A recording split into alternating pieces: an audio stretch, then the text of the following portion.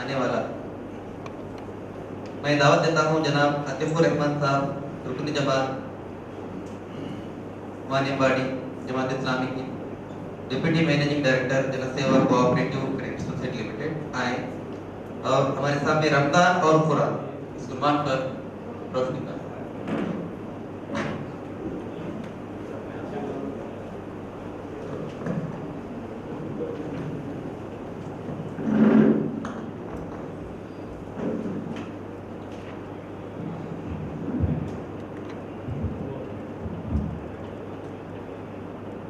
الحمدللہ رب العالمین والصلاة والسلام علی رسول الکریم وعلی آلہ واصحابہ اجمعین الی یوم الدین.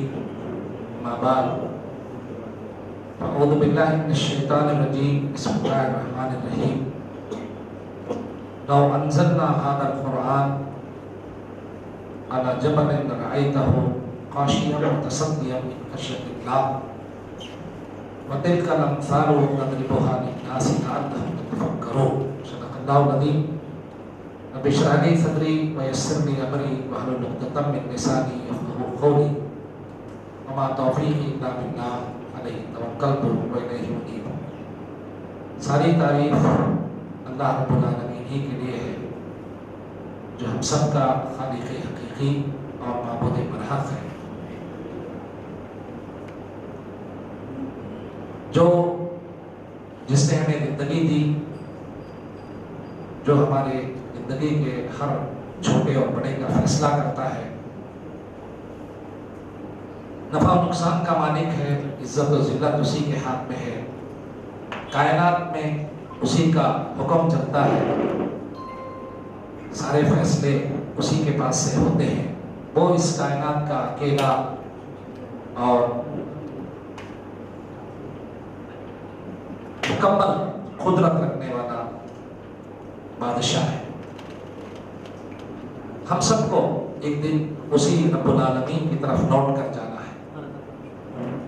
ہماری نمازیں, ہماری قربانیاں, ہمارا جینا اور ہمارا مرنا سب اسی ایک رب العالمین کے لیے ہے. اللہ تعالیٰ اپنی بہترین رحمتیں اور برکتیں نازل کرے اس کے نبیوں پر, جو تاریخ کے مختلف ادوار میں دنیا کے مختلف حصوں پر اللہ کے بندوں کو سیدھا راستہ دکھانے کے لیے اس دنیا میں آیا کرتے تھے. اور اللہ تعالیٰ کی خاص رحمتیں اور برکتیں نازل ہوں بھی آخر زمان سے محمد مصطفیٰ صلی اللہ علیہ وسلم پر, جن کے ذریعے سے اللہ کا آخری دین ہم تک پہنچا. اللہ تعالیٰ ان کے صحابہ اکرام اور صحابیات رضوان اللہ تعالیٰ اجمعین پر اور تمام ان بزرگوں پر جو اللہ کے دین کی شان, سربلندی اور اس کی حفاظت کے لیے کام کرتے رہے, ان سب پر اللہ تعالیٰ اپنی رحمتیں اور برکتیں نازل فرمائے. اور اللہ تعالیٰ ہم سب کو بھی اپنی رحمت کا دامن ہمارے اوپر بھی وسیع کرے اور اللہ تعالیٰ اپنی دامن رحمت میں ہم سب کو جگہ دے. محترم امیر مقامی جماعت اسلامی ہند شہر کڑپا, دیگر ذمہ داران جماعت کڑپا کے معزز بزرگوں, نوجوان دوستوں, ماؤں اور بہنوں, اس وقت مجھے رمضان اور قرآن کے عنوان پر آپ سے گفتگو کرنی ہے. رمضان بڑی عظمت والا مہینہ, بڑی برکت والا مہینہ, اسے آپ نے سنا. شہر العظیم, شہر المبارک, جو اس کا سلام نے فرمایا یہ بڑی برکت والا مہینہ اور بڑی عظمت والا مہینہ ہے. اس کی عظمت اور برکت کا راز قرآن مجید ہے. قرآن کہتا ہے کہ اس مہینے کو اس لیے برکت حاصل ہے, شہر رمضان الذی انزل فیہ القرآن, اس مہینے میں ہم نے قرآن مجید کو نازل کیا. قرآن ہے کیا؟ قرآن کو سمجھنے کے لیے آپ کو قرآن سے پہلے کا سماج دیکھنا ہوگا, جبھی آپ قرآن کی اہمیت کو سمجھ سکیں گے. آج سے 1400 سال پہلے تاریخ اپنے دور کے بدترین دور سے دوچار تھا. دنیا میں گھٹا ٹوپ اندھیرا تھا. ظلم و ستم کا یہ عالم تھا کہ معصوم بچی اپنے باپ سے محفوظ نہیں تھی, اس کا باپ اسے لے جا کر زمین میں گاڑ دیتا تھا. بے حیائی کا یہ عالم تھا کہ ننگے ہو کر کعبۃ جیسے مقدس مقام پر لوگ طواف کرتے تھے. قتل و غارت گری اتنی عام تھی کہ معمولی بات پر لوگ تلواریں نکال لیتے تھے اور خون خرابہ شروع ہو جاتا تھا. اکیلا آدمی تو دور کی بات، جماعتوں کی جماعتیں لٹ جاتی تھیں، ڈکیتی ہوتا تھا. ایسا ایک ماحول تھا. ہر آدمی کے اندر انانیت تھی، کوئی کسی کی بات کو سننے والا نہیں تھا، گویا ایک جنگل راج تھا. قرآن مجید نے اسے ایک آیت میں پیش کیا ہے. قرآن کہتا ہے وَكُنْتُمْ عَلَىٰ شَفَا حُفْرَةٍ مِّنَ النَّارِ، تم لوگ جہنم کے گڑھے کے پاس چلے گئے تھے. فَأَنْقَذَكُم مِّنْهَا، اللہ نے تم کو اس سے بچا لیا.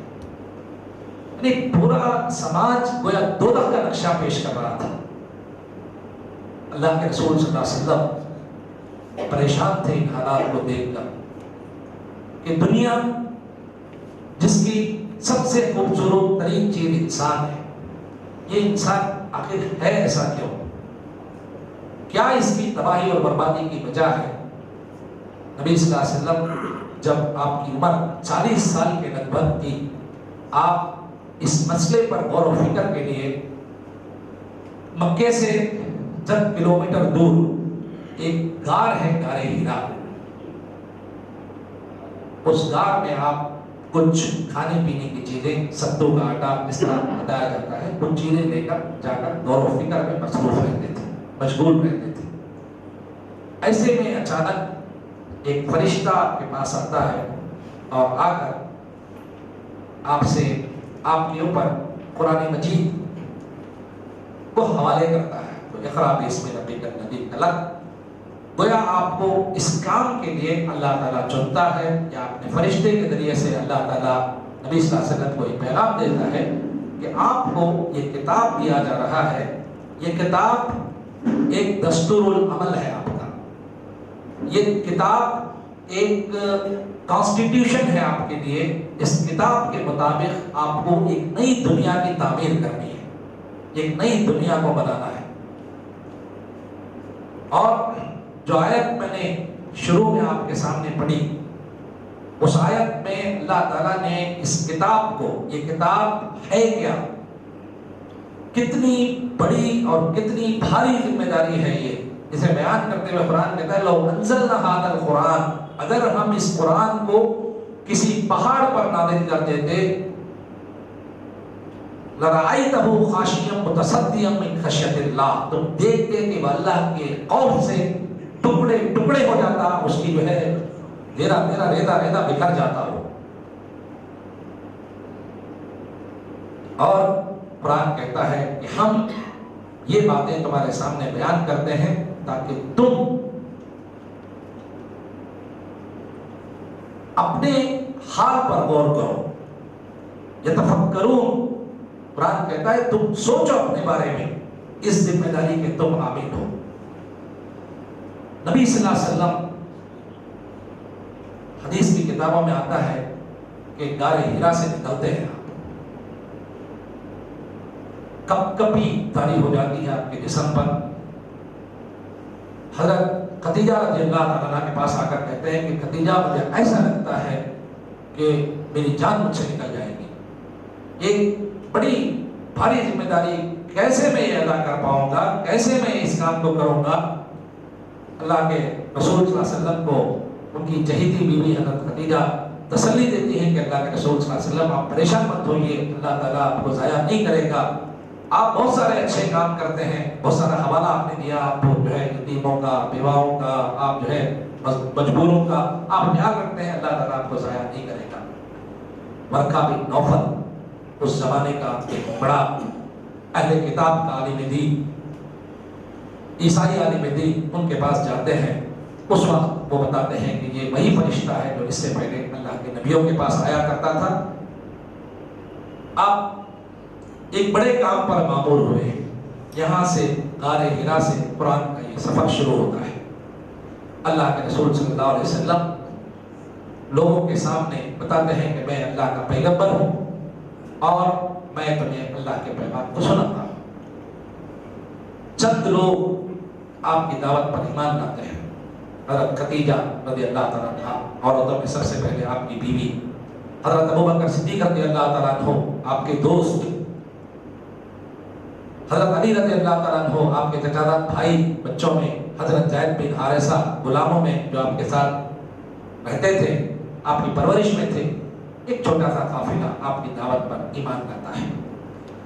लोगों के सामने पैगाम दिया जाता है। आप सल्लल्लाहु अलैहि वसल्लम, कुरान कहता है कि कुम फानज़िर व रब्बका फकब्बिर, आपको उठना है, आपको गार में बैठना नहीं है, आपको मैदान अमल में जाना है, लोगों के पास पहुंचना है और पहुंचकर क्या करना है? डराना है लोगों को और अल्लाह की बड़ाई को बयान करना है, अल्लाह की किबरियाई का ऐलान करना है। नबी सल्लल्लाहु अलैहि वसल्लम जाते हैं और सफा की पहाड़ी में, उस जमाने में एक रिवाज था, लोगों को कोई भी अहम खबर सुनाना होता तो लोग जो है किसी ऊंचे मकाम पर जाते थे और लोगों को जमा करते थे और पैगाम देते थे। अल्लाह के रसूल सल्लल्लाहु अलैहि वसल्लम सफा की पहाड़ी पर तशरीफ ले गए और आपने लोगों को आवाज़ दी कि लोगों आओ, मैं तुम्हें कुछ बताना चाहता हूँ। लोग सारे के सारे लोग जमा हो गए। पहले आप सल्लल्लाहु अलैहि वसल्लम ने अपने बारे में पूछा, मेरे बारे में तुम्हारा क्या ख्याल है, मैं कैसा आदमी हूँ? अरब के उस समाज ने आप पर आपको देखकर गवाही दी कि 40 साल आप हमारे सामने जिंदगी गुजार चुके हैं, कभी हमने आपको झूठ बोलते नहीं देखा है, कभी आपको हमने खयानत करते हुए नहीं देखा है, आप सादिक और अमीन हैं। इस गवाही को लेने के बाद नबी करीम सल्लल्लाहु अलैहि वसल्लम फरमाते हैं कि लोगों, मैं अगर तुमसे कहूं कि पहाड़ के इस तरफ से एक फौज तुम पर हमला करने जा रही है तो क्या तुम मेरी बात को मानोगे? लोगों ने कहा हाँ मानेंगे। तो आप सल्लल्लाहु अलैहि वसल्लम ने फरमाया कि इस जिंदगी के बाद एक और जिंदगी है, ये जिंदगी ही तुम्हारी असल जिंदगी नहीं है, बल्कि इस जिंदगी के बाद एक और जिंदगी है। उस जिंदगी के लिए तुम्हें तैयारी करनी है, तुम्हें अपने रब के पास पहुंचना है और रब क्या चाहता है वो मैं तुम्हें बताता हूँ, क्या तुम मेरी बात को मानोगे? लोग जो है गालियां देते हुए, बुरा भला कहते हुए रुखसत हो जाते हैं। यहाँ से कुरानी जर्नी का, कुरानी सफर का आगाज होता है। उसके बाद एक तवील सफर, मक्के की गलियां, उक्कास का बाजार, हिजरत की रातें, ताइफ की वादी, बदर और हुनैन, एक 23 साला एक अनथक जिद्दोजहद, ये पूरा कुरान मजीद है, एक पूरा कुरानी जर्नी है। कुरान कैसे, कुरान जिसे हम पढ़ते हैं वो कुरान क्या है, इसे समझने के लिए आपको पूरे अल्लाह के रसूल सल्लल्लाहु अलैहि वसल्लम की 23 साला जिंदगी को देखना होगा, तब आप कुरान मजीद को समझ पाएंगे। वरना कुरान मजीद वो किताब नहीं है जो मुझे और आपको तिलावत के लिए दी गई है, तदब्बुर के लिए दी गई है। नहीं, ये किताब एक नई दुनिया की तामीर के लिए दी गई है। ये किताब चाहता है कि इसके मुताबिक शख्सियत साजी हो, इसके मुताबिक घर बनाया जाए, इसके मुताबिक बाजार हो, इसके मुताबिक जो है पार्लियामेंट और असेंबली हो, इसके मुताबिक स्कूल और कॉलेज हो, इसके मुताबिक प्लेग्राउंड हो, दुनिया का हर काम इस किताब के मुताबिक हो। ये किताब चाहता ये है और ये चाहता है कि इस किताब के ऊपर आप आंखें बंद करके भरोसा कर सकते हैं। ज़ालिकल किताब, ये वो किताब है ला रैब फीह, इसमें किसी किस्म का कोई शक नहीं है। ये किताब मुझे और आपको बेखता रहनुमाई करता है कि ये किताब जिसे सही कहते वो सही है, ये किताब जिसे गलत कहते वो गलत है, ये किताब जिसे हलाल कहते वो हलाल है, ये किताब जिसे हराम कहते वो हराम है, ये किताब जिसे नफा कहते वो नफा है, ये किताब जिसे नुकसान कहते वो नुकसान है। ये किताब दुनिया की वो वाहिद किताब है, चैलेंज करता है सारे इंसानों के सामने, एक सूरत बना लाओ, एक आयत बना लाओ इसके जैसे। ये सिर्फ कुरान की आयत और जो है सूरत नहीं है, बल्कि ये अपने हुक्म पर ये बताता है कि दुनिया की कोई ताकत इसे चैलेंज नहीं कर सकती, इसलिए कि अल्लाह ताला का नाज़िल करदा किताब है। तो ये किताब, इस किताब को समझने के लिए वो पूरी 23 इयर्स लाइफ आपके सामने होना चाहिए। मक्के की गली में अल्लाह के रसूल सल्लल्लाहु अलैहि वसल्लम अपने सफर का आगाज करते हैं, निहत्ते हैं, कुछ भी नहीं है आपके पास, चंद लोग हैं, आपकी बात को मजाक में उड़ाया जाता है, आपकी बात को सुना नहीं जाता, कोई जो है नहीं है सुनने वाला, चंद लोग हैं। अपने रिश्तेदारों को नबी सल्लल्लाहु अलैहि वसल्लम जमा करते हैं अपने घर में, कुछ लोग हैं जमा करते हैं, दावत खिलाते हैं और उसके बाद बोलते हैं कि मैं तुम्हारे खानदान का आदमी हूँ, तुम्हारे कबीले का आदमी हूँ, मैं तुम्हें अल्लाह की बात बताता हूँ, सुन लो मेरी बात को। अबू जहल मजाक उड़ाते हुए चले जाता है। حاضرین اکرام، 3 باتیں قرآن کی شروع کی باتیں ہیں یہ. قرآن کے اگر آپ قرآن مجید کا مطالعہ شروع کریں گے 3 باتیں بتائی جاتی ہیں. ایک یہ کہ دیکھو تمہارا پیدا کرنے والا ایک ہے، تم اس کی بندگی تمہاری زندگی کا مقصد ہو، تمہیں کسی سے ڈرنے کی ضرورت نہیں. وہ بے انتہا طاقت و قوت کا مالک ہے، کسی کے سامنے اس کے پاس وہ جو ہے جو چاہے فیصلہ اسی کا ہے. وہ جسے دے اسے کوئی روک نہیں سکتا، وہ جسے روک دے اسے کوئی دے نہیں سکتا. للہ ما فی السماوات و ما فی الارض، زمین اور آسمان کی ساری چیزیں اسی کی ہیں. کسی کے پاس یہ سورج، یہ چاند، یہ ستارے، یہ کائنات کا ذرہ ذرہ صرف اسی کی ملکیت ہے. وہ تنہا مالک ہے اس پوری کائنات کا، اسی کا حکم چلتا ہے. کن فیکن، جب وہ کہتا ہے ہو جاتا وہ ہو جاتی ہے. یہ اللہ تعالیٰ کی بے پناہ طاقت و قوت. کوئی نہیں ہے، کسی کے پاس کچھ بھی نہیں ہے. وہ تمہارے دلوں میں اٹھنے والے وسوسوں تک کو جانتا ہے. اس کا حکم پانی پر ہے، اس کا حکم ان مخلوقات پر ہے جسے تم جانتے اور پہچانتے بھی نہیں ہیں. اللہ تعالیٰ کی بے پناہ طاقت و قوت کا مظاہرہ یا جو ہے اس کا علم قرآن مجید نے دیا. لہذا دیکھو تم سب سے کٹ کر انی وجہت وجہی للذی فطر السماوات والارض حنیفا وما انا من المشرکین، سب سے کٹ کر تمہیں اللہ کی طرف رجوع ہونا ہوگا.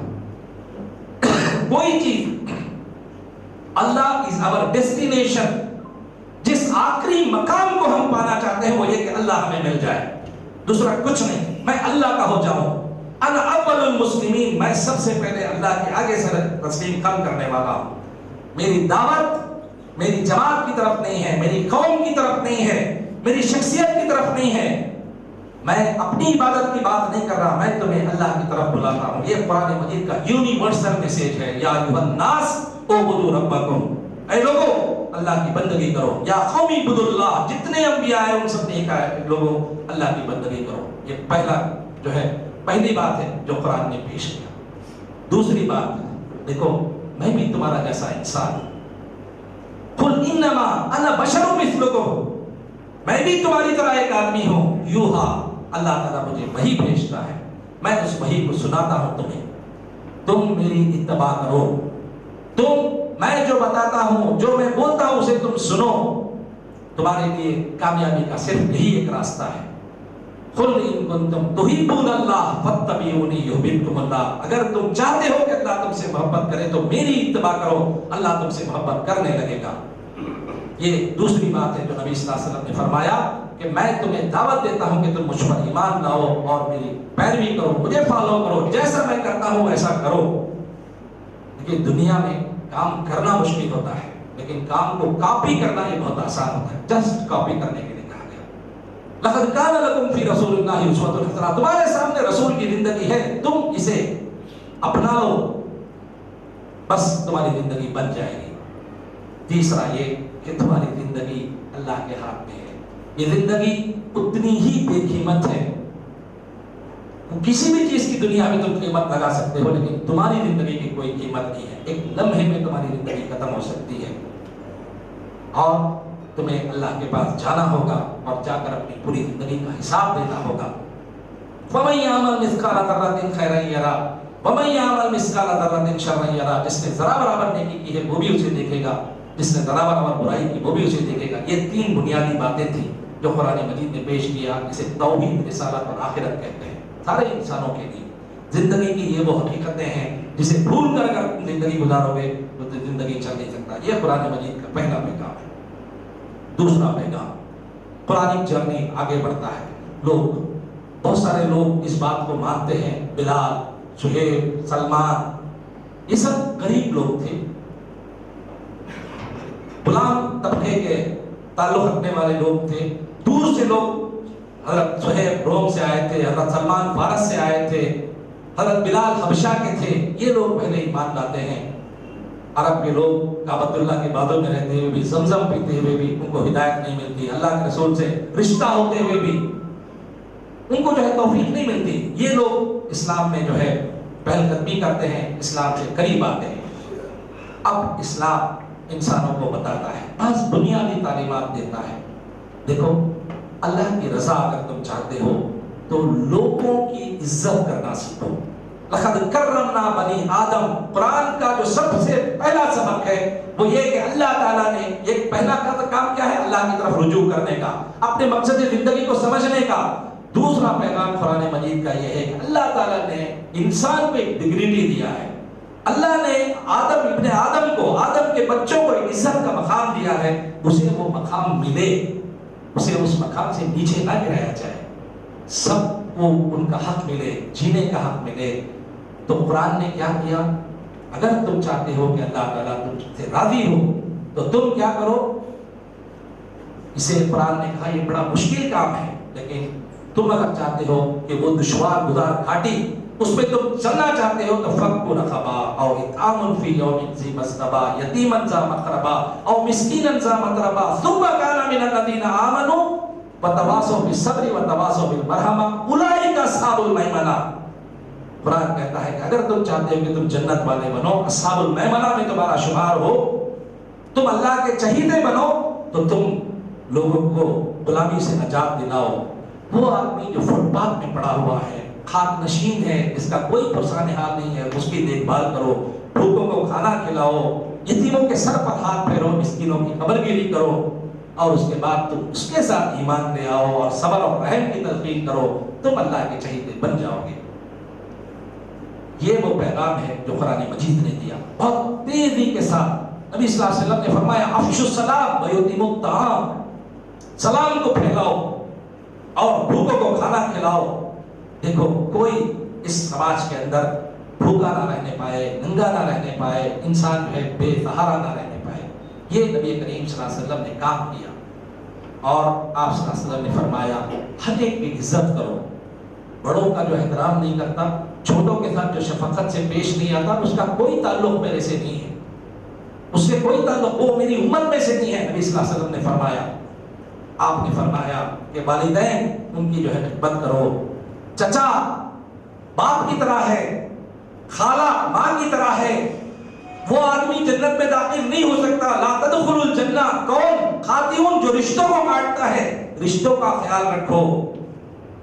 انسانوں کو ایک کیا کہتے ہیں کہ بہت ہی ان کے اندر اخوت کا، بھائی چارے کا، محبت کا ایک ذریعہ بنایا گیا. اسلام نے یہ دعوت دی، دیکھو اس طریقے سے تمہیں جو ہے زندگی میں جینا ہے.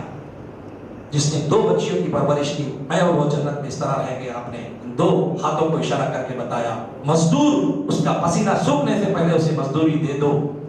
دیکھو کسی کا حق نہ مارو. اللہ کے عرش کے درمیان بندہ مظلوم اور عرش کے درمیان میں کوئی پردہ حائل نہیں ہوتا، ڈائریکٹ اس کی آواز سنی جاتی ہے. لہذا ڈرو تم.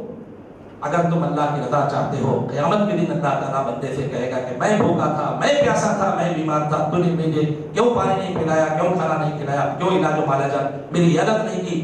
بندہ کہے گا اللہ تعالیٰ تو کیسے ایسا ہو سکتا ہے؟ تو اللہ تعالیٰ کہے گا کہ میرا فلاں بندہ بیمار تھا، اگر تم اس کی عادت کرتا تو مجھے پا لیتا. تو اللہ تعالیٰ کی بندگی کا یہ تصور قرآن مجید نے پہلے مرحلے میں پوری مکی زندگی اسی پر جو ہے، زمین والوں پر تم رحم کرو، آسمان والا تم پر رحم کرے گا. اسی لیے عرب کے لوگ مسلمانوں کو دھتکار نہیں سکتے تھے، اس لیے کہ ان کے پاس کوئی وجہ ہی نہیں تھی کہ ہم اتنے شریف لوگوں کو کیسے ہم بھیجیں. حضرت ابو بکر صدیق رضی اللہ تعالیٰ عنہ جب مکہ چھوڑ کر جانا کا فیصلہ کر رہے تھے تو لوگوں نے کہا کہ اگر آپ چلے جائیں گے تو یہ معاشرہ ہوگا کیا؟ آپ جو ہے غریبوں کے کام آنے والے ہیں، آپ محتاجوں کی خبر گیری کرنے والے ہیں، آپ شرافت کو جو ہے عام کرنے والے ہیں، اگر آپ چلے جائیں گے تو یہ بستی میں بچے گا کیا؟ یا آج دنیا میں مسلمانوں کی بھی حیثیت ہے، اسے جو ہے مجھے اور آپ کو سوچنا چاہیے. اس کے بعد نبی کریم صلی اللہ علیہ وسلم پر کیا کیا مصائب اور مشکلات آتے ہیں، ان سب کا مجھے آپ سب جانتے ہیں. وقت وہ بھی آتا ہے جب آپ صلی اللہ علیہ وسلم مکہ سے مدینہ کی طرف ہجرت کرتے ہیں. مکہ سے مدینے کی طرف ہجرت، یہ بظاہر ایسا لگتا ہے کہ ہجرت کا جو واقعہ ہے وہ ایک مظلومی کی حالت میں پیش آنے والا واقعہ ہے. ایسا نہیں تھا. یقیناً اللہ تعالیٰ آزمانا چاہتا ہے، اللہ تعالیٰ آزمانا چاہتا ہے. کسے آزمانا چاہتا ہے؟ وہ لوگ جو ایمان کا دم بھرنے والے ہیں، باقی وہ اس میں مخلص ہیں یا جو ہے ان کے اندر کچھ گڑبڑ ہے ان کے ایمان میں. جو صحابہ تیار تھے وہ ہر لحاظ سے اپنے آپ کو انہوں نے اسلام کے لیے اللہ کے لیے حوالے کر دیا تھا، وہ اللہ کے رسول صلی اللہ علیہ وسلم کے ساتھ مدینہ چلے گئے، سب کچھ چھوڑ کر چلے گئے۔ مکے میں کچھ نہیں تھا ان کا کاروبار چھوڑا انہوں نے، ان کے گھر بار چھوڑے اور اللہ کے لیے چلے گئے۔ مدینہ جانے کے بعد آپ کو معلوم ہے کہ اسی مکے کی آخری زندگی میں نبی صلی اللہ علیہ وسلم پر کچھ احکامات فرض کیے جاتے ہیں، اس میں نماز، شب معراج کا واقعہ آپ کو معلوم ہے کہ مطلب مکے کی زندگی کے آخری ایام میں پیش آنے والا واقعہ ہے۔ جب آپ صلی اللہ علیہ وسلم معراج گئے تھے اس وقت اللہ نے نمازیں فرض کی، اور اس کے بعد مکے میں تو کوئی مسجد نہیں تھی، مدینہ آنے کے بعد آپ صلی اللہ علیہ وسلم نے سب سے پہلے مسجد بنائی، جہاں آپ نمازوں کی اقامت کا تقریباً 13 سال کے بعد آپ صلی اللہ علیہ وسلم نے مسلمانوں کو کہا کہ اللہ تعالیٰ نے 5 وقت کی نمازیں فرض کی ہیں اور اب ایک مسجد بنائی جا رہی ہے، مسجد قباء بنا، پھر مسجد نبوی بنی۔ تو اس طریقے سے اللہ تعالیٰ نے، اللہ کے رسول صلی اللہ علیہ وسلم نے جو ہے کیا کیا، مسجد کی بنیاد رکھی۔ مسجد مسلمانوں کا مرکز ہے، یہ مرکز آج کی طرح جس طرح ہمارے ہاں مسجد ہوتی ہے، اس زمانے میں اس طرح کی مسجد نہیں تھی جہاں پہ جو ہے صرف نماز ہوتا تھا، وہ مسلمانوں کا اسلامک سینٹر تھا، مسلمانوں کا مرکز تھا، وہی ان کا کورٹ تھا، وہی ان کا اسکول تھا، وہی ان کی لائبریری تھی، وہی جو ہے ان کا مہمان خانہ تھا، وہی جو ہے ان کی ٹریننگ تھی، وہی خواتین بھی آتے تھے، وہی جو ہے وہ کورٹ بھی تھا ان کا، وہی ان کی پارلیمنٹ اور اسمبلی بھی تھی۔ مسجد ہر لحاظ سے ایک سینٹر تھا۔ اللہ کے رسول صلی اللہ علیہ وسلم اور صحابہ اکرام جب بھی وقت ملتا مسلمان مسجد کی طرف چلے آتے، وہی وہ دین کو سیکھتے، وہی اپنے مسائل کو حل کرتے، اور اس کے بعد ان کی اجتماعیت کا یہ عالم تھا کہ وہ صرف نماز ایک ساتھ نہیں پڑھتے تھے مل کے، نماز میں ان کی جو صفیں ایک سے ایک مل کر رہتی ہیں نا، وہ ان کی اجتماعیت کا سب سے اعلیٰ ترین نمونہ تھا کہ ہم سب ایک ہیں، ہمارے دل ایک ہیں، ہمارے صف میں بھی کوئی ٹیڑھا پن آپ نہیں دیکھ سکتے۔ اتنی محبت تھی کہ جہاں پر کسی کو چھین کہا جائے نا تو یا رحمت اللہ سے صدائیں گونج اٹھتی تھی کہ اللہ تعالیٰ اس پر رحم کر فرما، اس کی یہ تکلیف بھی ہم برداشت نہیں کر سکتے کہ اسے چھین نہ جائے۔ یہ مسلمانوں کا معاشرہ تھا۔ تو مطلب آپ دیکھیں گے کہ وہاں پہ کوئی آدمی گرتا نا، اسے 20 ہاتھ اسے اٹھانے کے لیے اٹھ جاتے تھے، پہنچ جاتے تھے۔ تو ایسا ایک ماحول اللہ کے رسول صلی اللہ علیہ وسلم نے بنایا۔ مدینہ جانے کے بعد پورا ایک اسلامک اسٹیٹ بنا، اور ظاہر بات ہے کہ اس اسٹیٹ کو بنانے میں ایک بڑا کام تھا۔ یہ کوئی مکے میں ٹھیک ہے دعوت اور تبلیغ ہو رہی تھی، مسلمان بکھرے ہوئے تھے، اب مسلمانوں کا ایک شہر بس رہا تھا، مسلمانوں کی ایک آبادی، اچھی خاصی آبادی وہاں پہ بن رہی تھی، مدینہ النبی، سٹی آف پروفٹ وہاں پہ بن رہا تھا۔ اور اس کا آغاز کیا ہوا؟ پہلے مسجد سے ہوا۔ جیسے ہی مسجد نبوی بنی، مسجد کے ساتھ ساتھ آپ صلی اللہ علیہ وسلم نے جو دوسرا بڑا کام کیا وہ جو ہے آپ صلی اللہ علیہ وسلم نے ایک مارکیٹ بنایا۔ مارکیٹ آپ نے بنایا اس لیے کہ وہاں پہ یہودیوں کا مارکیٹ تھا، لیکن مسلمانوں کا بھی ایک مارکیٹ ہو، اور اس مارکیٹ کو باقاعدہ آپ صلی اللہ علیہ وسلم انسپیکشن کے لیے جایا کرتے تھے۔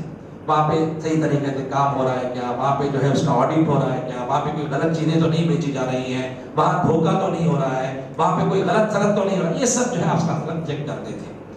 اور مسجد نبوی میں ہی ایک مدرسہ تھا، اس زمانے کی یونیورسٹی تھی وہ، جیسے صفا کا چبوترا کہا جاتا ہے، جہاں سے بے شمار صحابہ کرام تیار ہوئے۔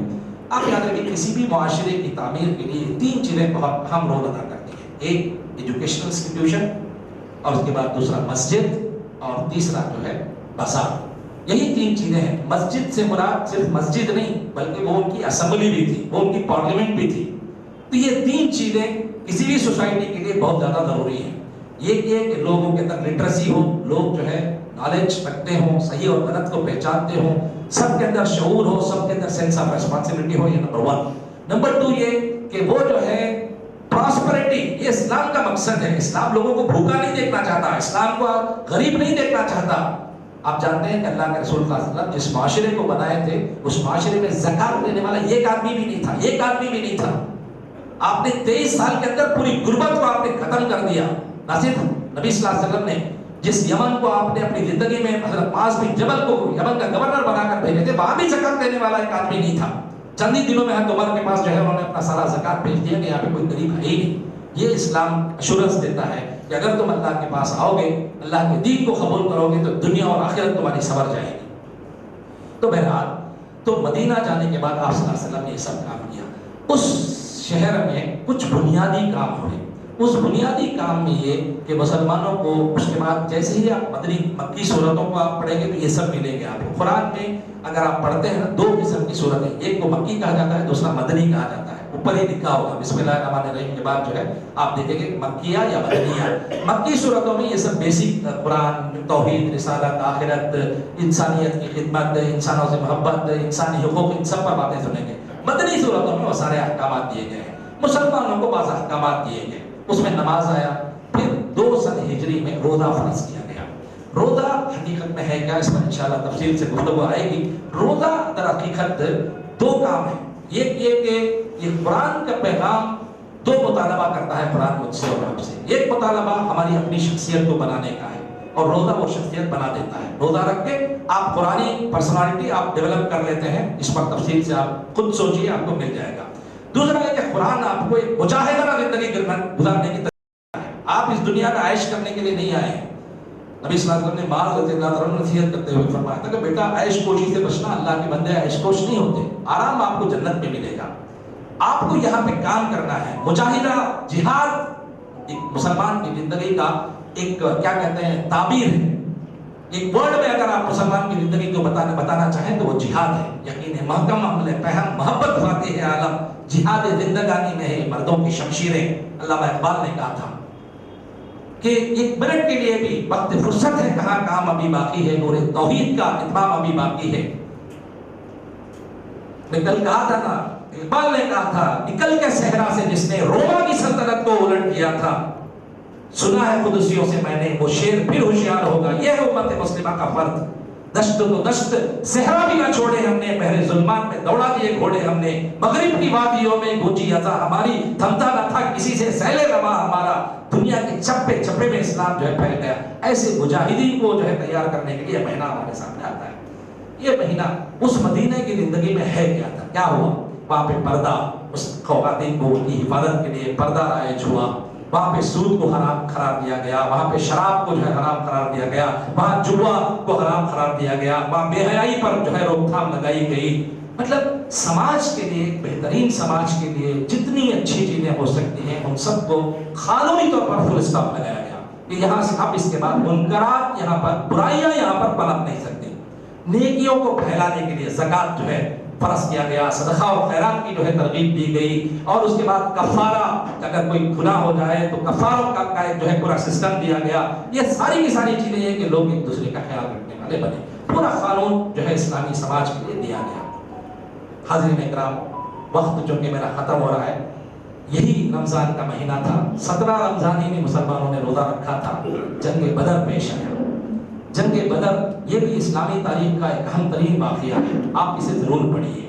बदर में एक फैसला होना था। नबी सल्लल्लाहु अलैहि वसल्लम तकरीबन 15 साल अब ये सब जिद्दोजहद कर चुके थे। अब मक्के के लोग मदीना में इस छोटी सी जो है बस्ती को मिटाने के लिए, जो बस्ती अभी बन रही थी, उस बस्ती को मिटाने के लिए आ गए थे। निहत्ते लोग, मुसलमान रोजे से थे। नबी सल्लल्लाहु अलैहि वसल्लम ने फरमाया रोज़ा छोड़ दो, रोज़ा नहीं रखना तुम्हें, अभी जो है जंग के लिए तैयारी करनी है। रिवायात में आता है कि अल्लाह के रसूल सल्लल्लाहु अलैहि वसल्लम रात में सो नहीं रहे हैं, सजदा कर रहे हैं। अल्लाह ताला ने मुसलमानों को मीठी नींद से सुला दिया था, लेकिन नबी सल्लल्लाहु अलैहि वसल्लम सो नहीं रहे थे। आपने दुआ की, अल्लाह ताला ये 15 साल में ये 300 लोग हैं, 313 लोग, ये सरमाया इंसानों का मैं तेरे पास लेकर आया हूँ। आप दुआ कर रहे थे अल्लाह ताला अगर ये लोग आज मार दिए जाएगा तो क़यामत तक दुनिया में नाम लेने वाला तेरा कोई नहीं होगा, अल्लाह को बचा। और आप जानते हैं कि कुरान अपने आप को भी फुरकान कहता है और बदर को भी कुरान यौमुल फुरकान कहता है। उस दिन फैसला होना था कि जिंदगी अब किसकी रहेगी।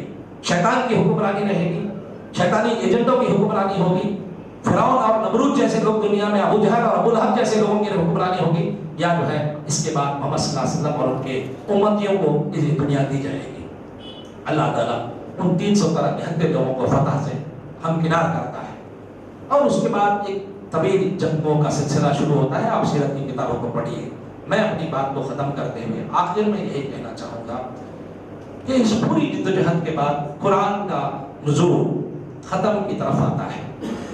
इज़ा जाअ नस्रुल्लाह वल फतह व रअयतन नास यदखुलूना फ़ी दीनिल्लाहि अफ़वाजा, ये आयत नाज़िल होती है یہ صورت نازل ہوتی ہے اور صحابہ کرام میں سے جو لوگ سمجھ بوجھ رکھتے ہیں وہ سمجھ جاتے ہیں کہ اب اللہ کے رسول صلی اللہ علیہ وسلم کی زندگی کا فیصلہ ہونے والا ہے، اس لیے کہ اب دین تکمیل کو پہنچ چکا ہے۔ الیوم اکملت لکم دینکم واتممت علیکم نعمتی ورضیت لکم الاسلام دینا، یہ قرآن کی آیت ہے۔ اللہ تعالیٰ کہتا ہے کہ آج ہم نے ہمارا دین مکمل کر دیا ہے، وہ نعمت جو انسانوں کو دینا تھا آج جو ہے مکمل کیا جا چکا ہے۔ اب انسان کو کہیں پریشان ہونے کی، گھبرانے کی ضرورت نہیں، اس کے سارے پرابلمس کا سلوشن اس کتاب کے اندر موجود ہے۔ لوگ سمجھ رہے تھے کہ اب اللہ کے رسول صلی اللہ علیہ وسلم کی زندگی کا ختم ہو چکا ہے۔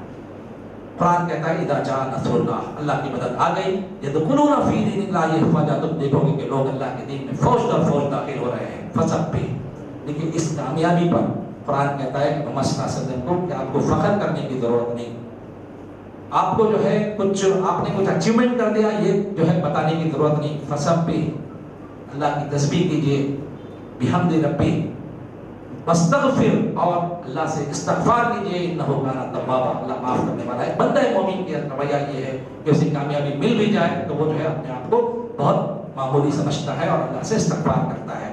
نبی کریم صلی اللہ علیہ وسلم آپ نے آخری حج میں موجود ہیں، 1 لاکھ سے زیادہ صحابہ کرام رضوان اللہ تعالی مجمعین کا بڑا مجموعہ موجود ہے۔ یہ کلائمیکس ہے اور یہی امت مسلمہ کے لیے پیغام ہے۔ لوگوں سے آپ پوچھتے ہیں، لوگوں کیا میں نے تم تک اللہ کا دین پہنچا دیا؟ رسول اللہ صلی اللہ علیہ وسلم کہتے ہیں، صحابہ کہتے ہیں ہاں اللہ کے رسول، آپ نے اپنا کام پورا کر دیا۔ آپ ذرا تصور کیجئے جس کی زندگی کا ایک لمحہ اللہ کے دین کے لیے بسر ہوا ہو، وہ شخص کھڑے ہو کر پوچھ رہا ہے کہ کیا میں نے تم تک اللہ کا دین پہنچا دیا؟ کیا کیا کبھی شاعر کہا گیا، کبھی دیوانہ کہا گیا، کبھی جو ہے آپ پر پتھر برسائے گئے، کبھی آپ کو خندق میں اپنا جو ہے کیا کہتے ہیں کہ پیٹ پتھر باندھنا پڑا، کیا کیا تکلیف نہیں ہے رحمت للعالمین۔ کس لیے آپ کہتے ہیں کہ اللہم اشہد، اللہ گواہی دے رہے ہیں لوگ، تو گواہ ہے میں نے اپنا کام پورا کر دیا۔ نبی کریم صلی اللہ علیہ وسلم کہتے ہیں اس موقع پر کہ لوگوں جس طرح آج کا دن محترم ہے نا، یہ جگہ محترم ہے، اسی طرح ہر انسان کا جان، ہر انسان کا مال، ہر انسان کی عزت اور آبرو قابل احترام ہے۔ یہ ہے اسلام۔ آج کے بعد انسانوں پر ظلم نہیں ہوگا، کسی کالے کو کسی گورے پر، کسی عربی کو کسی اجمی پر کوئی فوقیت حاصل نہیں ہوگی، سب ایک ہوں گے، سب آدم و حوا کی اولاد ہیں، سب کو جو ہے پورا پروٹیکشن دیا جائے گا۔ میں سود کی حرمت کا اعلان کرتا ہوں، میں خواتین کے ساتھ حسن سلوک کا میں اعلان کرتا ہوں۔ آپ حجۃ الوداع کا خطبہ اٹھا کے پڑھیں گے تو آپ کو معلوم ہوگا۔ اگر آپ پوری قرآنک جرنی کو ختم کر کے دیکھیں گے تو جس سماج کو آپ صلی اللہ علیہ وسلم نے بنایا تھا وہ سماج دنیا میں جنت تھا، دنیا میں جنت تھا۔ اللہ اکبر وہاں کی مسجد کے لاؤڈ اسپیکر سے آنے والا نعرہ نہیں تھا، وہاں کے گلی کوچوں سے، وہاں کے بازار سے، وہاں کے گھروں سے یہی صدا تھی کہ یہاں اللہ تعالیٰ ہی بڑا ہے، اسی کی بات کو مانتے ہیں، اسی کا قانون ہے، اتھارٹی مانا جاتا ہے۔